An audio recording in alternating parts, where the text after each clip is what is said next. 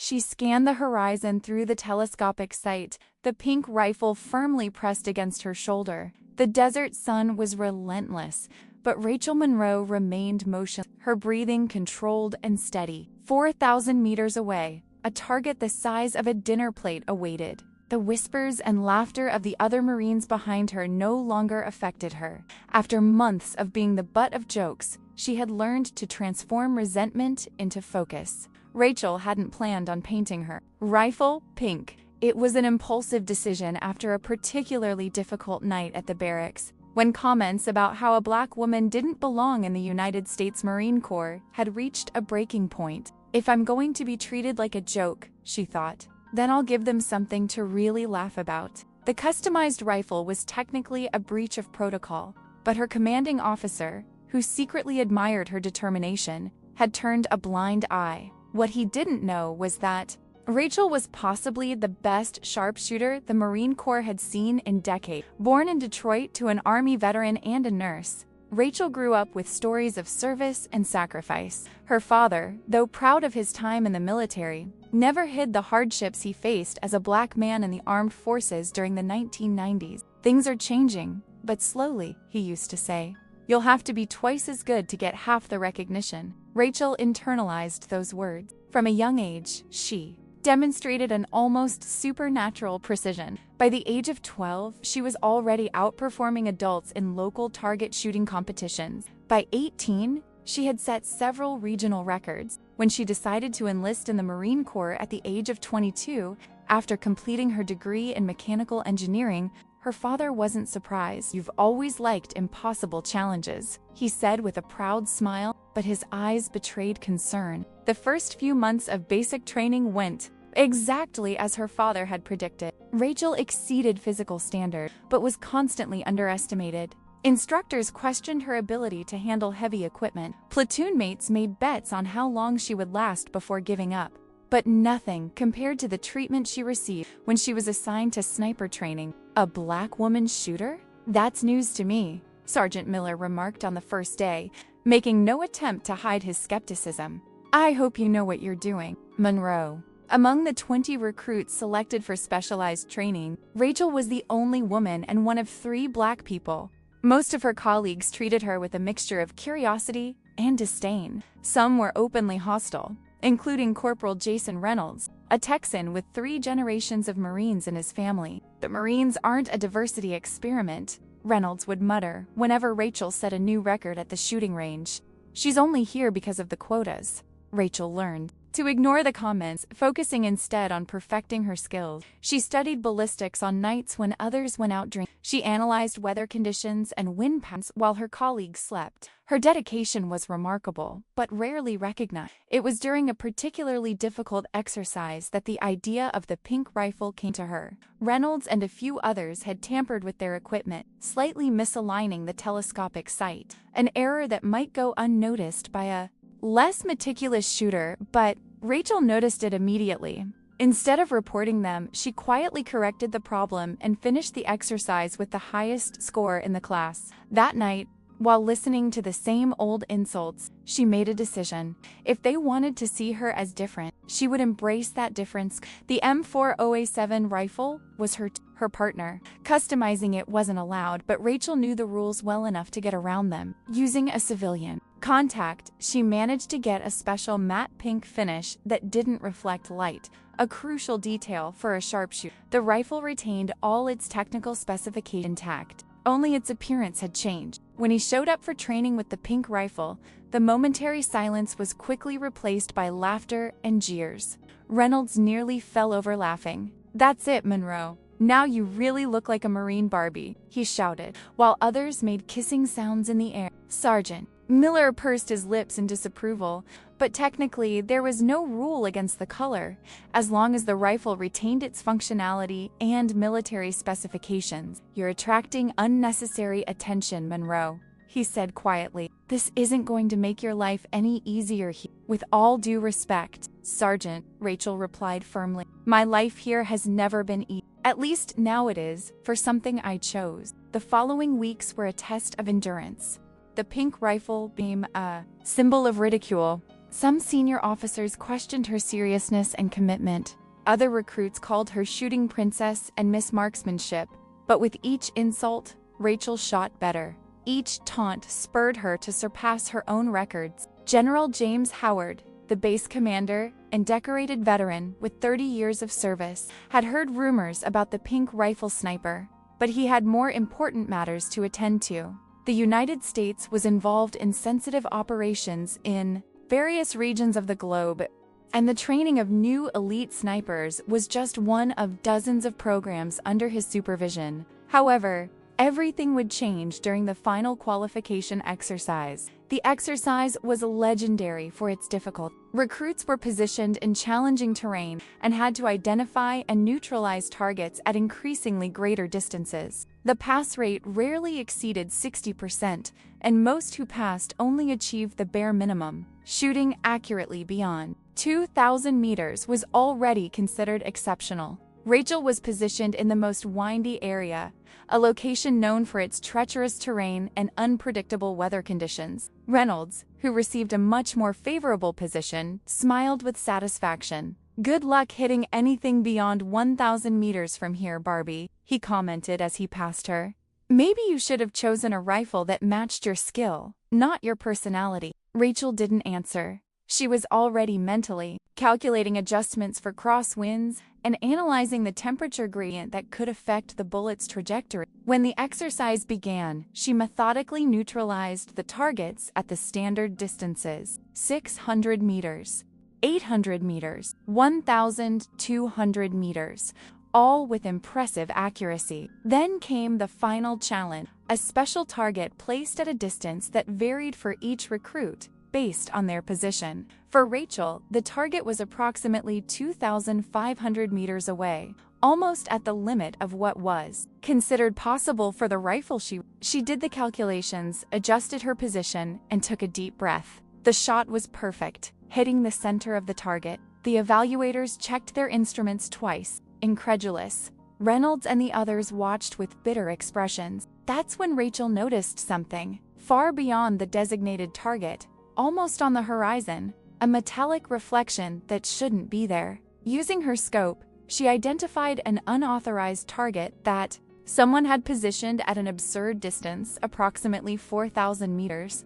It was a provocation, a final insult. The target had been painted pink and had the silhouette of a doll. Rachel's blood boiled. She knew who had done it. She also knew that technically, the exercise had ended with her successful shot at 2,500 meters. No one expected or believed it possible that she or any other recruit would hit anything at 4,000 meters. Its distance was beyond the documented effective range for her rifle, but Rachel was no longer concerned with the expectations of others. Calmly, she recalculated all the factors: wind drift, the curvature of the earth, even the bullet's rotation.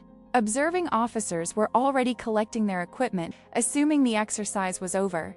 "Monroe, you've completed the test," said Sergeant Miller. "You may collect your equipment." "One moment, Sergeant," Rachel replied, keeping her eyes fixed on the telescopic sight. "There's one more target." "What are you talking about?" "There are no more authorized targets." "I didn't say it was authorized, sir."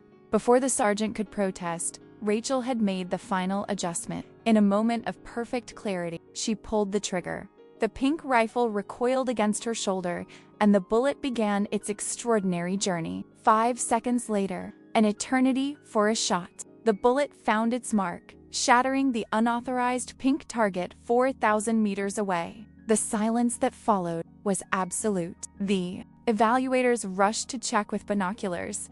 Sergeant Miller was speechless. Reynolds and his companion paled. Such a shot not only exceeded the expected capabilities of the rifle, but also defied what most experts considered possible. It was a shot that would go down in military history if it were officially documented. What no one had realized until that moment was that General Howard had decided to personally observe the final phase of the exercise. His official car was parked on a nearby hill, giving him a clear view of the field. He had witnessed everything: the provocation, the unauthorized target, and the impossible shot. Who was responsible for that shot? General Howard's voice thundered over the radio. Sergeant Miller swallowed hard before replying, "Recruit Rachel Monroe, sir." "Monroe. A dew rifle Rosa?" "Yes, sir." There was a tense pause. "I want to see you in my office immediately after the exercise is over.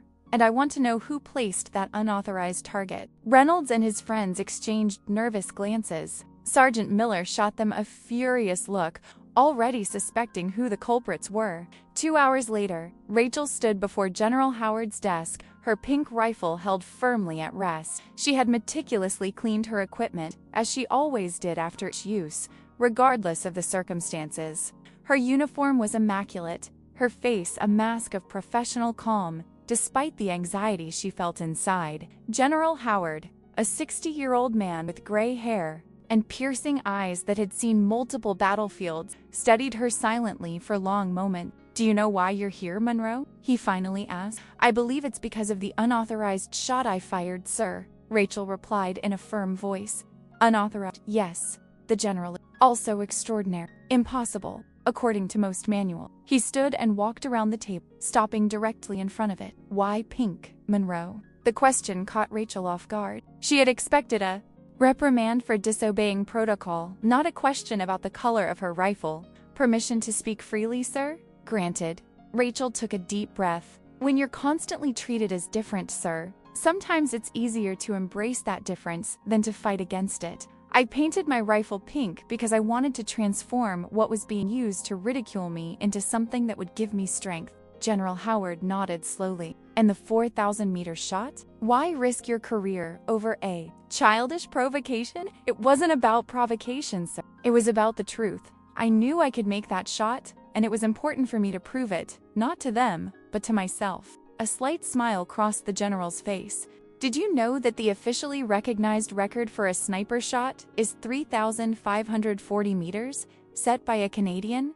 "I am aware, sir. And you just beat him by almost 500 meters, with a standard training rifle, in varying wind conditions." The general returned to his chair. "Corporal Reynolds and 2 other recruits confessed to placing the unauthorized target. They are facing serious disciplinary action." Rachel maintained a neutral expression, although she felt a slight inner satisfaction. "As for you, Monroe," the general continued, "technically, you disobeyed direct orders and prolonged an exercise that had been declared over." He paused. "However, given the extraordinary circumstance, I believe your actions demonstrated precisely the kind of initiative, skill, and mental resilience we look for in our sharpshooters." He opened a drawer and took out a document. "I received a request from Special Operations Command a few weeks ago. They're forming a new tactical sniper unit for highly complex missions. They need the best. I was having trouble deciding who to recommend." He slid the document across the table. "I don't have that difficulty anymore." Rachel looked at the paper. A transfer order to an elite unit based in Quantico, Virginia. It was an opportunity very few recruits received, especially straight from basic training. "Regarding the rifle, ... double quotes, the general pointed to the pink weapon in his hand. "Normally, I would order it repainted to standard. But I believe there is value in reminding us all that military excellence has no specific color, gender, or appearance." He stood, signaling that the meeting was ending. "You can keep the rifle as is, Shooter Monroe. Just make sure your next record-breaking shot is in an authorized situation." "Yes, sir." "Thank you, sir," Rachel replied, struggling to suppress a smile. When Rachel left the general's office, she found Sergeant Miller waiting in the hallway. His usually stern face held an almost respectful expression. "Monroe," he said with a nod. "Looks like you're going to leave us." "Yes, Sergeant. I was transferred to Quantico." Miller nodded slowly. "That shot. I've never seen anything like it in 20 years of service." "Thank you, Sergeant." "Don't thank me yet." He looked around to make sure they were alone. "Quantico isn't any easier than here. In fact, it's much harder. And despite what the general may have said, not everyone will be happy to see a pink rifle in the hands of a black female sniper in an elite unit. I'm aware of that, Sergeant. But," Miller continued, "if anyone can handle this, it's you." He extended his hand. "Good luck, Shooter Monroe." Rachel shook his hand, surprised by the unusual gesture. "Thank you, sir." 3 days later, Rachel packed her belongings. On the morning of her departure, she found Reynolds and his friends waiting near the transport that would take her to the airport. For a moment, she braced herself for a final confrontation, but Reynolds simply stepped forward, without his usual mocking grin. "Monroe," he said, his voice strangely respectful. "I heard you're going to Quantico." "Correct," she replied. Reynolds seemed to struggle with words for a moment. That shot, it was unbelievable. Extended his hand, a gesture that seemed to cost him considerable effort. "Good luck out there." Rachel looked at the outstretched hand, thinking of all the humiliations of the past few. It would have been easy to refuse, turn her back, and leave with the taste of revenge. But she hadn't gotten this far harboring resentment. She had won by being better, not by being bitter. "Thank you, Reynolds," she said, shaking his hand briefly. "Perhaps we'll meet again on some mission." He nodded, looking genuinely sorry for his past behavior. "Just don't make me compete with you over distances beyond 2,000 meters. It was the closest thing to an apology she would receive, and Rachel accepted it with a slight smile before boarding the transport. The trip to Quantico gave Rachel time to reflect. She thought of her father, who had faced similar challenges in his own military career. She thought of all the Black women who had paved the way before her in the armed forces. And she thought of the pink rifle that now traveled safely packed away with her other possession, a symbol that had transformed from an object of ridicule into a mark of distinction. When she arrived at the base in Quantico, Rachel was greeted by Commander Sofia Martinez, a decorated combat veteran and one of the few women in a leadership position in the Special Forces. "Shooter Monroe?" Martinez greeted her with a firm handshake. "Your reputation precedes you." "I hope in a positive way, Commander," Rachel replied. Martinez smiled. "Let's just say it's not every day we get a recruit who broke a world record before even completing basic training." She led Rachel through the high-security base. "General Howard told me about your distinctive equipment." Rachel felt a slight discomfort. "The pink rifle, ma'am?" "Exactly." Martinez stopped and looked Rachel straight in the eye. "I want you to understand one thing, Monroe. In this unit, we don't care about the color of your rifle or the color of your skin. We only care about one thing: results." "That's exactly what I aim to provide, Commander." "Excellent. Because we have an ongoing mission that requires exceptional sniper skills. An extraction operation on the Syrian border. An enemy sniper is preventing our forces from approaching." Martinez continued walking. "Normally, we don't send recruits into active operations so quickly, but your skills are ... unique. You'll be leaving in 48 hours if you accept the mission." Rachel felt the weight of the responsibility, but also the excitement of the opportunity. "I accept, Commander." "Great. And Monroe," Martinez added with a small smile, "I've already arranged for your ammunition to have pink markers. If you're going to make history, do it in style." In the following months, Rachel participated in 6 critical operations, each more challenging than the last. Her pink rifle became almost legendary among special forces, a symbol that inspired respect rather than scorn. Young recruits, especially women and people of color, began to look to her as a mentor. A year after her historic shot, Rachel was invited back to the training base for a special ceremony. General Howard had decided to inaugurate a new award for excellence in precision shooting, the Monroe Trophy, with a pink badge in the center. While observing the new recruits, Rachel noticed something that made her smile. Among the trainees, there were several women, and at the shooting range, gleaming under the desert sun, there were not just 1, but 3 customized rifles in different colors. "You started something, Monroe," commented the general, who had approached silently. "I only showed what was already possible, sir," she replied. "Sometimes, that's all we need to do." The general surveyed the training field. "That shot from 4,000 meters was officially recognized by the Guinness Book of Records. Did you know? At first they questioned it, but we had multiple confirmations and precise measuring equipment." Rachel hadn't known that. Special operations rarely sought publicity. "How about giving a demonstration to the new recruits?" the general suggested. "I heard you managed to extend your range to 4,200 meters during that operation in Somalia." Rachel smiled, adjusting the strap of the pink rifle she carried on her back. "It would be a pleasure, sir. But I must warn you, some of these rookies are very good, especially that recruit over there." She pointed to a young Asian American woman who demonstrated exceptional accuracy at the shooting range. "Private Chun? Yes, she's promising. They say she was inspired by a certain legend of the pink rifle." Rachel observed the young recruit, recognizing the same determination she herself had demonstrated. Well, then perhaps it's time to set a new record for her to surpass. That afternoon, under the watchful gaze of a new generation of shooters, Rachel Monroe adjusted her iconic pink rifle, calculated the variables, and, with the same meticulous precision that had become her trademark, demonstrated once again why one should not judge a book by its cover or a female shooter by the color of her rifle.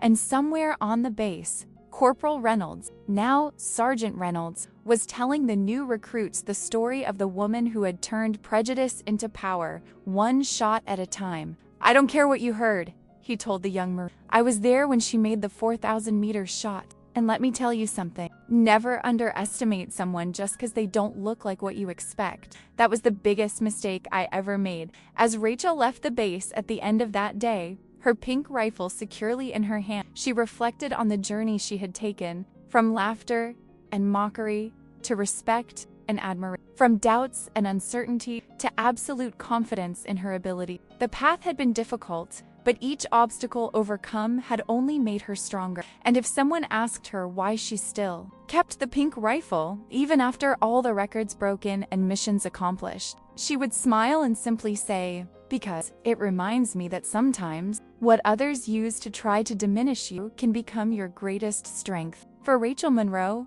pink would never again be just a color. It was a symbol of resilience, excellence, and the unwavering determination of a woman who refused to be defined by the expectations of others. And as she walked toward the sunset, her distinctive rifle gleaming in the golden light, she knew she had changed not only her own story, but potentially that of countless other women who would come after her. The echo of that 4,000-meter shot would continue to reverberate for a long time, not only on the Marine Corps training grounds, but in the collective consciousness of an institution. A company that was slowly learning to value excellence in all its forms and colors, including the bright pink hue that had become synonymous with the name Rachel Monroe.